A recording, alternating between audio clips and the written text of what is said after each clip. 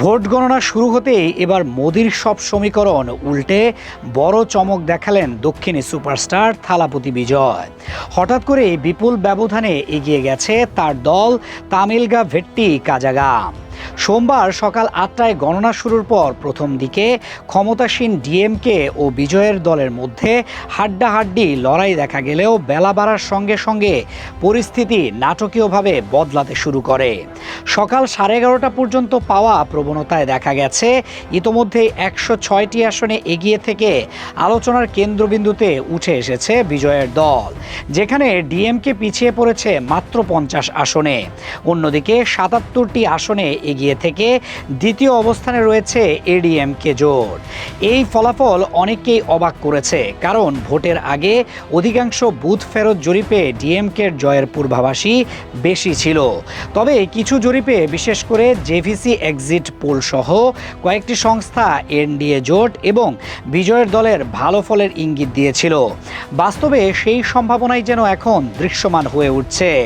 বিশ্লেষকদের মতে চলচ্চিত্র জগতের বিপুল জনপ্রিয়তা এবং নতুন রাজনৈতিক বার্তা সাধারণ ভোটারদের মধ্যে দ্রুত প্রভাব ফেলছে, যার প্রতিফলন দেখা যাচ্ছে এই গণনায়। এদিকে একই সময়ে ভারতের অন্যান্য রাজ্যেও চলছে উত্তেজনাপূর্ণ ভোট গণনা।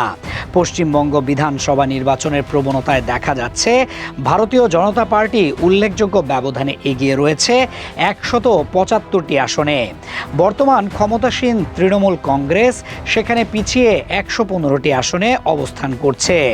এই ব্যবধান যদি শেষ পর্যন্ত বজায় থাকে তবে রাজ্যের রাজনৈতিক মানচিত্রে বড় ধরনের পরিবর্তন আসতে পারে বলে মনে করছেন পর্যবেক্ষকরা। আসামেও একই ধরনের চিত্র ফুটে উঠছে, যেখানে বিজেপি জোট এগিয়ে রয়েছে 93টি আসনে এবং কংগ্রেস জোট পিছিয়ে রয়েছে 25টি আসনে। ফলে একাধিক রাজ্যে ক্ষমতার পালাবদলের ইঙ্গিত স্পষ্ট হয়ে উঠছে। ভোট গণনার এই প্রাথমিক ফলাফলই ইতোমধ্যে রাজনৈতিক মহলে তুমুল আলোড়ন সৃষ্টি করেছে এবং দিন যত এগোচ্ছে ততই বাড়ছে উত্তেজনা। নির্বাচনের আগে অধিকাংশ বুথ ফেরত জরিপ ডিএমকের জয়ের পূর্বাভাস দিলেও কিছু জরিপে বিজয়ের দলের উত্থানের ইঙ্গিত ছিল। এখন সেই সম্ভাবনাই যেন বাস্তবে রূপ নিচ্ছে। সিনেমার পর্দা থেকে রাজনীতির ময়দান, দুই জায়গাতেই নিজের প্রভাব দেখাতে শুরু করেছেন থালাপতি বিজয়। তবে এই দৌড় শেষ পর্যন্ত কোথায় গিয়ে থামবে সেটাই এখন সবচেয়ে বড় প্রশ্ন।